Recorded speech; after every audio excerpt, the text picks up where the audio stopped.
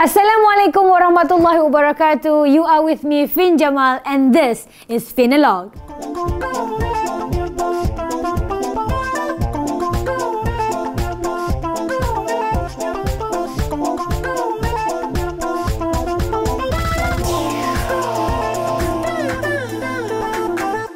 Hi guys, in today's episode we are going to talk about something that is really personal to me, hence my personal space, my bedroom. Okay, you are not only with me, you are with my son as well. Juna. So today you are with me and Juna. We are going to talk about adoption. As some of you might know, Juna is not my biological son. He is actually adopted.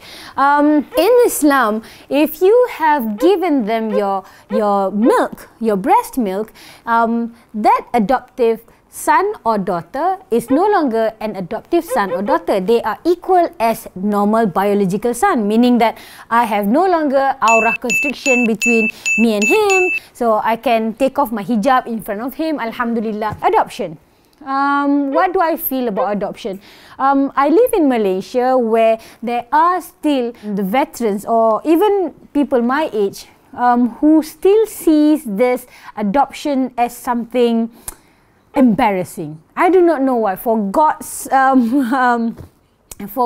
reasons, I have no idea why. I'm happy, you know, like some people give birth to have children. I don't have to. I can keep my figure. But that's not the reason why I adopt. Wallahi, no. You know, I don't mind getting fat if I can get pregnant. But Allah made me this way and I'm okay, I'm fine. I always tell my friends, you know, don't pity me, don't feel sorry for me, because if Allah make everybody able to conceive, then who would take the children who in a way unwanted, or you know, like the parents unable to take care of them, you know, things like that. For me, if I can love a cat, you know, my pet cat, like a real child, you know, what more, a real baby, you know, like that I take care of, you know, from the very beginning. I love my son, wallahi, so much.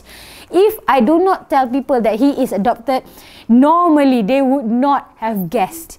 One, because he looks like me, wallahi. Number two, maybe because, you know, like this endless love I have towards my son. You know, I talk about my son all the time. I'm that social media mom who always posts about my son all the time.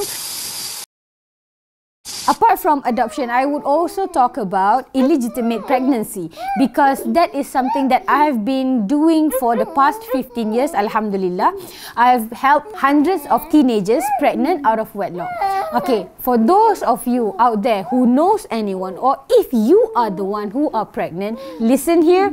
This is the first thing that you have to plant in your mind. Do not get rid of the baby. If you are pregnant, man up. You know, it happened, taubah, and then move on. Okay, you cannot kill this baby. Allahu Akbar, astaghfirullah. You committed one zina sin, it's okay, taubah, and then do the second one, do the right thing. Okay, so if you're pregnant, what can you do? Number one, keep it. Not a choice. Keep it. Even though everybody says you have to abort it, if everybody says this would be a mistake, if everybody says this would be a trouble, keep the baby, keep the baby. Okay, once you keep the baby, you can decide whether to keep it and raise the baby as your own child, or secondly, you can give the baby up for adoption. Okay, either way, the baby survives. And that is the thing that we want. We want to save the babies from abortion. There's no abortion in Islam because everyone deserves to live. Okay, so it's not your right to take other people's life.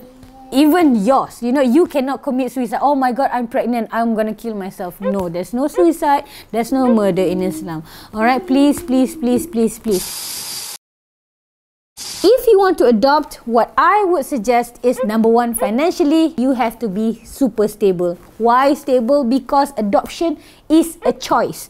Unlike other people who can conceive, you know, they sometimes it's out of plan, you know, they never plan to have a baby and then somehow they got pregnant, so easy. But for us, this is a choice, so try your best to provide with the best, because you plan for this one. For adoption, it's always planned. It's never like you're sitting down and suddenly, hey, I have a baby. No, right? And then, unlike those normal parents who have 9 months, usually adoptive parents, we only have 3 months or 2 months or worse. You know, the baby's coming next week. Like, what? Okay, right? So that's number 1, finance. Number 2, lactation. You want to be the milk mother to your children, okay? There are lists of mahram and everything, you know, you can Google it up. But then again, you have to try your best to milk your daughter or your son that you are taking. FAQ. Can somebody who never gave birth have milk? The answer is yes. Can somebody who is really old, like, 40-something or 30-something, produce milk with hormone injection and everything? Yes, you can.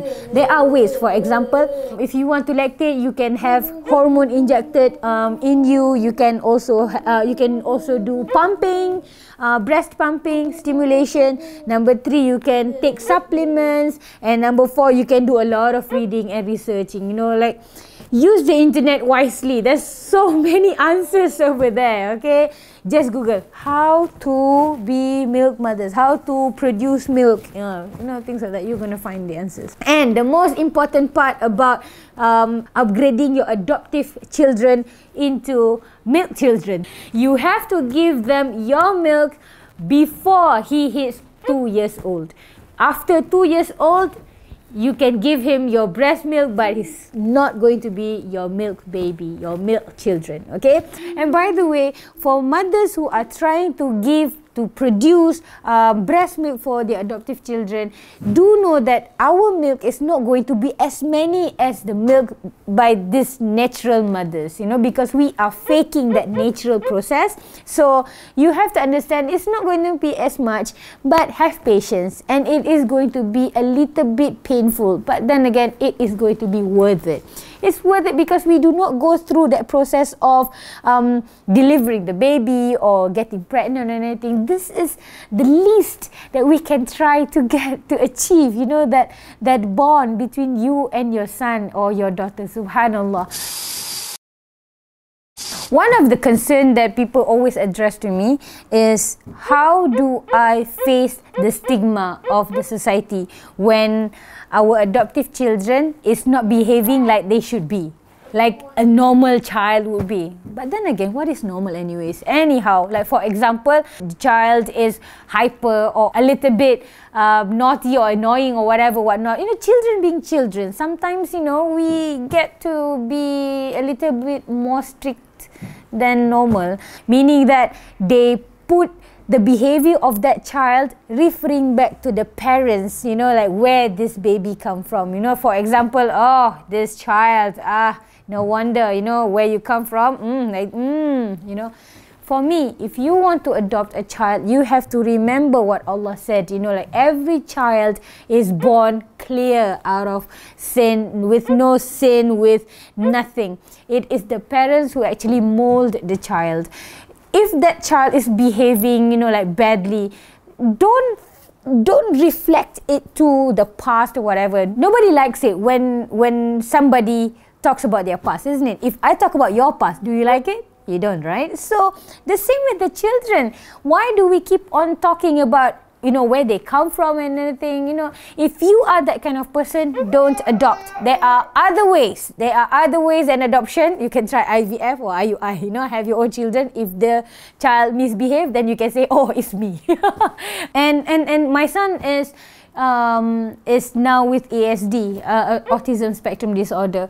How do I have patience, like looking at him? Of course, nobody plans for a child who is not normal. I never plan like, when my son is born, I'm going to have a disabled child. No, never. But then again, this is what I get from Allah. And alhamdulillah ala kulli hal, I'm thankful for any matters that Allah give me. Musibah or good things, everything is good because Allah knows what's best for me. Adoption was one of the best decision I've ever made. It changed me. I used to be like super tomboy and like very manly. Not manly lah, more like very rough, very edgy and all. But I became a mom. I became a lady once I adopted. I don't know. I think it's the hormones talking. Maybe the injection was too much and then it just changed me. So I guess that's all for today. This is me, Fynn Jamal and Yuna. We out. See you in the next episode. Bye. Fynn Jamal out. Question of the day. What do you think about harsh dakwah? Like hashtag dan dakwah, hashtag sis concern. Like for example, you know, like, sister, why are you wearing like that? Very tight fitting. That is the clothes of Jahannam. Hashtag sis concern. You know, things like that. Openly, you embarrass people and everything. Personally, I think there's no such thing as harsh dakwah, because sometimes we think that we are doing something for the sake of Allah. You know, I want to correct you for the sake of Allah. If you really love someone and you really want to correct somebody, personally, I think you can always opt for the better ways. For example, you can DM personally to that person, or you can just, you know, make dua. Dua is the best weapon for us Muslims. Okay, if you think that, oh, I do not want to correct this person in messages because she's going to respond harshly to me and everything, you know, like if I write down this comment in front of everybody, I can have backup. So that's the thing, you want backup, you want to win. That is why you do it openly. So let's not be that kind of person. If you want to call out for good, just call out nicely, inshallah. Okay, till then, bye. Hari ni aku nak buat something yang unbelievable. Meaning that, ask yourself, while listening to all this